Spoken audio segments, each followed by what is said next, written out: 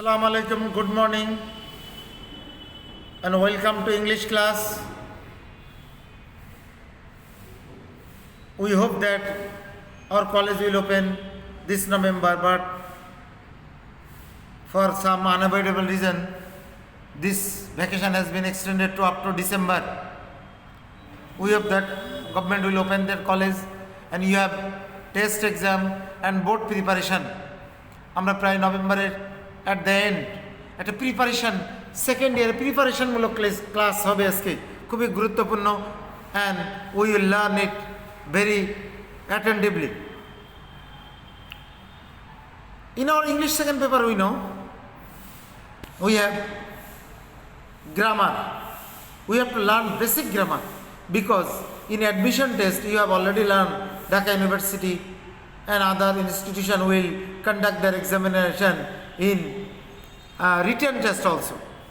লিখিত পরীক্ষা হবে, এজন্য আমরা একটা প্রস্তুতি নেব যে আমাদের লিখিত পরীক্ষা হতে পারে, বোর্ড পরীক্ষা হতে পারে। আজকে নভেম্বরের 15-16 তারিখ প্রায়, তো আমরা এখন বোর্ড প্রস্তুতি নেব, টেস্ট পরীক্ষারও প্রস্তুতি নেব। আমরা চলে যাচ্ছি আমাদের ইংলিশ গ্রামারের বেসিক গ্রামার নিয়ে একটু কথা বলবো এবং আমরা বোর্ড কোশ্চেনগুলো রিভিশন করব 2019 সালের অল কোশ্চেন, যেহেতু আপনারা 21 সালের এক্সামিনি আমরা হচ্ছে এক্সামিনার। তো 2019 সাল যদি আমরা খুব ভালো করে পড়ি বা একটা হোমওয়ার্ক দিচ্ছি আমি আপনাদেরকে, 2019 সালের কোশ্চেন নম্বর 1 আর্টিকেল, খুব ভালো করে শুনবেন আজকে। আর্টিকেল পড়ার আগে আমরা উইল রিড দ্য রুলস। যেমন মরুভূমির নামের আগে আর্টিকেল কি হয় বলেন একটা, তারপর আমি উত্তর বলছি মেলে কিনা। মরুভূমির নামের আগে আর্টিকেল দি হয়, কেন হয় ওরকম আছে। পৃথিবীর নামের বা বিশ্ব ব্রহ্মাণ্ডের নামের আগে কি হয় বলেন, দি হয়। যদি বলি কেন হয়, হয়তো আপনি মনে করতে পারবেন না, স্যার এমনি দিয়ে এসছি। নো, একটা রুল আছে। রুলটা হচ্ছে পৃথিবীতে যা কিছু একটি আছে তার নামের পূর্বে দি হয়। The world, the universe, the sun, the moon. 4টা মরুভূমির নাম বলেন তো, হয়তো বলতে পারবেন না। মরুভূমির নাম হচ্ছে the Thar, the Sahara, the Kalahari, the Gobi. So we will read the rules of article from our model and then we will practice. খুব ভালো করে শুনবেন, আপনারা কিন্তু তাড়াহুড়ো করবেন না, এটা আমাদের করতেই হবে। আমরা আর্টিকেলের রুল পড়ব, তারপরে প্র্যাকটিস করব।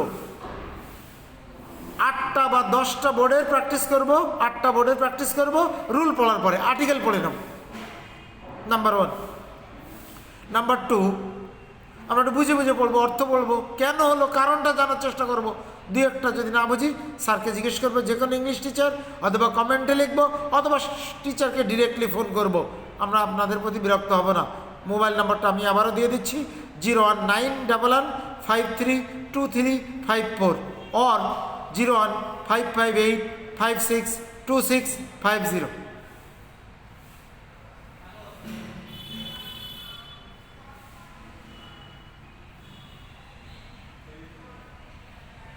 ক্লিয়ার? কোশ্চেন নাম্বার 2, একটা কোশ্চেন করে পড়ছি কিন্তু। Use of preposition. প্রিপোজিশন 2 প্রকার, একটা হচ্ছে জেনারেল প্রিপোজিশন আর একটা হচ্ছে অ্যাপ্রোপ্রিয়েট প্রিপোজিশন। জেনারেলগুলো পড়তে হবে, বুঝতে হবে, আর অ্যাপ্রোপ্রিয়েটগুলো সিম্পলি মেমোরাইজ অ্যান্ড আন্ডারস্ট্যান্ডিং, মুখস্থ করব এবং একটু বুঝবো, অর্থ জানবো। উইথগুলো উইদাউটগুলোতে কিন্তু কাজে লাগবে।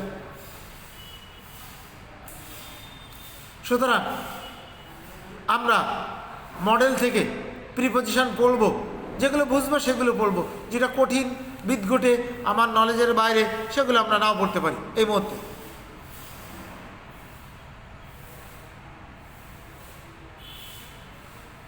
ক্লিয়ার? তো আমরা এখন কি করলাম, আধা ঘন্টা বা 1 ঘন্টা ধরে মডেল থেকে প্রিপোজিশনের রুল পড়লাম, অ্যাপ্রোপ্রিয়েট পড়লাম। এবার বোর্ড কোশ্চেনে গিয়ে 2019 সালের 8টা বোর্ডেরই অ্যাপ্রোপ্রিয়েট প্রিপোজিশন একবার সুন্দর করে পড়লাম। এরপর বোর্ড কোশ্চেনের প্রিপোজিশনের আগের বা পরের শব্দে একটা আন্ডারলাইন করলাম করে, যেমন অ্যাসোসিয়েট উইথ, কোনো কিছুর সাথে সংশ্লিষ্ট, যুক্ত।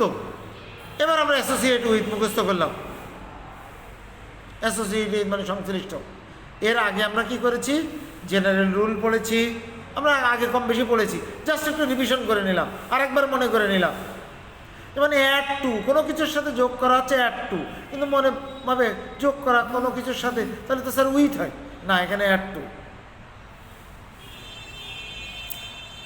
2019 সালে এগুলো সব মুখস্থ করলাম, বুঝলাম, রুলও পড়লাম, তাহলে কি হলো, শেখা হলো, জানা হলো। আবার যদি কমান এসে যায় 19 সাল 21 সাল, আলহামদুলিল্লাহ। Third item, special use of phrase, ফ্রেজের বিশেষ ব্যবহার। তাহলে আমার কাজ কি, প্রথমে হচ্ছে ফ্রেজ 26টার মতো টেক্সট বইতে আছে, আমি দেখবেন ক্লাসে আপনাদের দেখে দিয়েছিলাম। এই 26টা স্পেশাল ফ্রেজ পড়ে নিলাম, তার অর্থ কি দেখলাম, তা দিয়ে একটা করে উদাহরণ জানলাম। একটা গ্যাপে আছে 2টা গ্যাপ আর 2টা শব্দ, এরকম 2টা আছে মাত্র 2টা। তো ওই 2টা পড়ে যদি অর্থ করে আমরা দেখি যে পরীক্ষায় থাকে একটা, 2টা গ্যাপ থাকলে ওই গ্যাপটা বসাবো, কিন্তু পাশাপাশি আমরা অর্থটাও জানবো, শিখবো, কোন কোন কাজে ব্যবহৃত হয় তা আমরা জানবো। তাহলে আমাদের জানা হবে, শেখা হবে।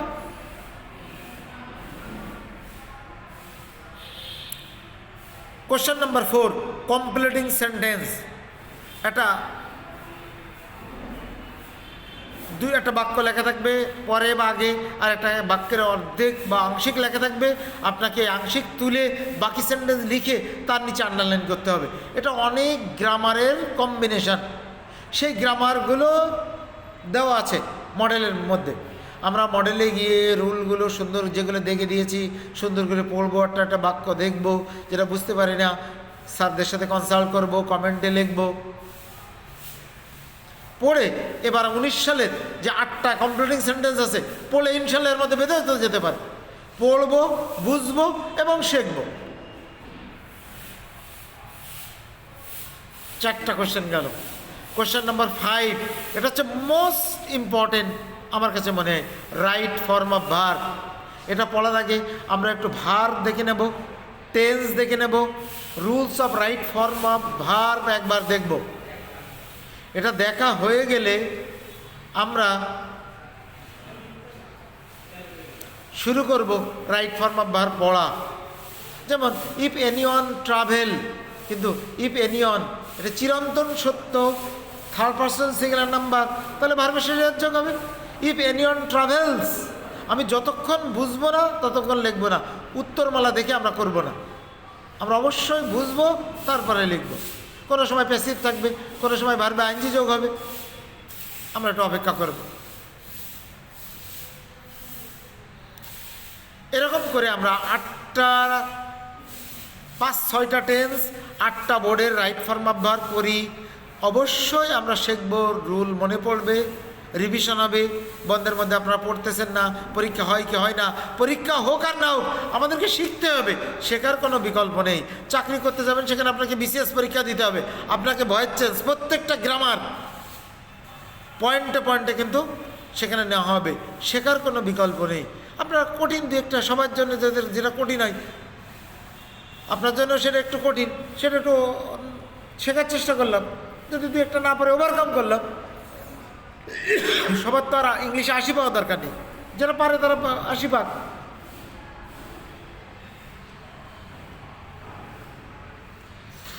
তাহলে এর নাম হচ্ছে রাইট ফর্ম অফ ভার্ব। তো রাইট ফর্ম অফ ভার্বের আবারও বলছি, প্রথমে আমরা ভার্বের 5টা রূপ জানতে হবে। Do, did, done, S base যোগ করলে ডাস, আইএনজি যোগ করলে ডুইং, এটা বেস। নাম্বার 2 হচ্ছে tense, present perfect continuous tense. কাকে বলে? কোনো কাজ পূর্বে আরম্ভ হয়ে বর্তমানে চলিতেছে।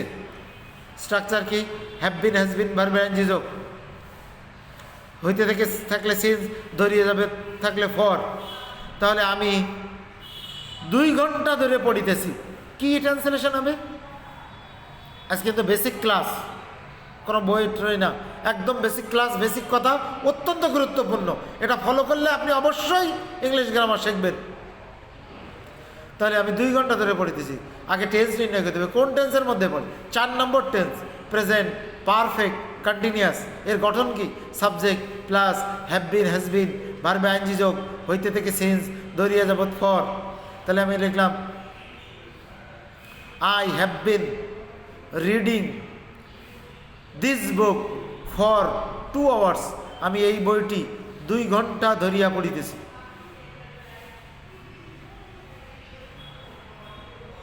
সুন্দর স্ট্রাকচার জানলে সহজ। আমি একটা কথা মাঝে মাঝে ক্লাসেও বলি, যেগুলো কাজে লাগে সেগুলো সহজ, যেগুলো কাজে লাগে কম সেগুলোর দাম বেশি।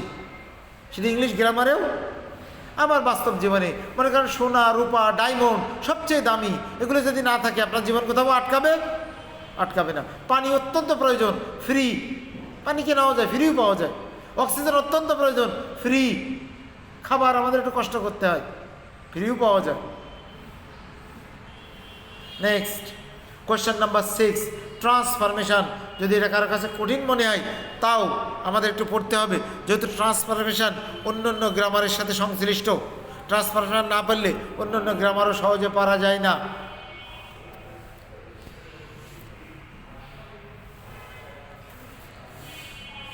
তাহলে ট্রান্সফরমেশনের প্রথমে হচ্ছে sentence base, assertive, interrogative, imperative, optative, exclamatory.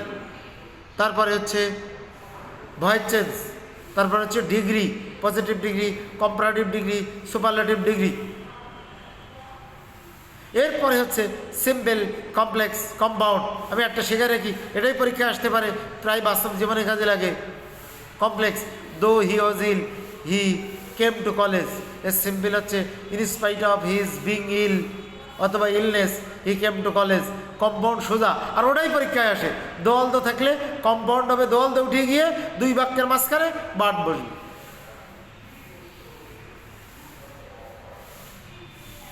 আজকে আমি আপনাদের সামনে বেসিক 6টা গ্রামার বলেছি, আর 2টা রিটেন সাইড বলছি। একটার নাম হচ্ছে প্যারাগ্রাফ রাইটিং, একটার নাম হচ্ছে রচনা রাইটিং। এটাও পড়তে হবে, এটাও র ম্যাটেরিয়াল। আর 6টা গ্রামার আর 2টা রিটেন আমরা নেক্সট ক্লাসে শুনবো ইনশাআল্লাহ। কার কোনো কোশ্চেন? কোশ্চেন নাম্বার 1 রিভিশন করছে আর্টিকেল। কোশ্চেন নাম্বার 2 প্রিপজিশন শিখবো কীভাবে বলেছি। 3 number special use of phrase, text বই থেকে রুল এবং উদাহরণ ব্যবহার করলে আমরা শিখে যাব। কমপ্লিটিং সেন্টেন্স একটু কঠিন হতে পারে, কিন্তু এটা যদি আমরা পড়ি 10টা না পারি, আমরা 7টা 5টা পারি। গাইতে গাইতে গায়েন, প্র্যাকটিস করলে আপনি শিখবেনই। 2 ঘন্টা করে প্রত্যেক দিন আমরা ইংলিশ পড়বই এবং খাতায় কিছু লিখবই উইথ ডেট। এটা আমার আদেশ, আপনাদের উপকার হবে, ভালো হবে। আমরা প্র্যাকটিসের জন্য আপাতত বোর্ড কোশ্চেন বেছে নিচ্ছি। সামনে আমাদের টেস্ট এবং বোর্ড কোশ্চেনের 2টো প্রস্তুতিই এই 2019 সাল দিয়ে হবে। প্রত্যেকটা পড়বো, বসবো এবং রুল দিয়ে বসবো। ইনশাল্লাহ আমরা কিছু শিখতে পারবো। Question number 5 right form of verb. আমরা এটাও সুন্দর করে শিখবো রুল পড়ে। টেন্স, ভার্বেস, ট্রান্সফরমেশন নয়, আমি আপনাদের ছাড় দিলাম। কিছু কিছু পড়বেন, না পারলেও আমি এটা মাইন্ড করবো না, কিন্তু পড়তে হবে। কেন? এটার পরে অন্য অন্য গ্রামার নির্ভর করে। বুঝতে পেরেছেন? আমাদেরকে এই জিনিসগুলো জেনেই চলতে হবে। গ্রামার টুডে টুমরো শিখতেই হবে। এর পাশাপাশি আমি আপনাদেরকে প্রায় একটা অ্যাডভাইস দিয়ে থাকি, পিসি দাসের গ্রামার বই সুন্দর করে বাংলায় লেখা, ওর ওপরে কোনো গ্রামার বই হয় না। Thank you very much, see you again.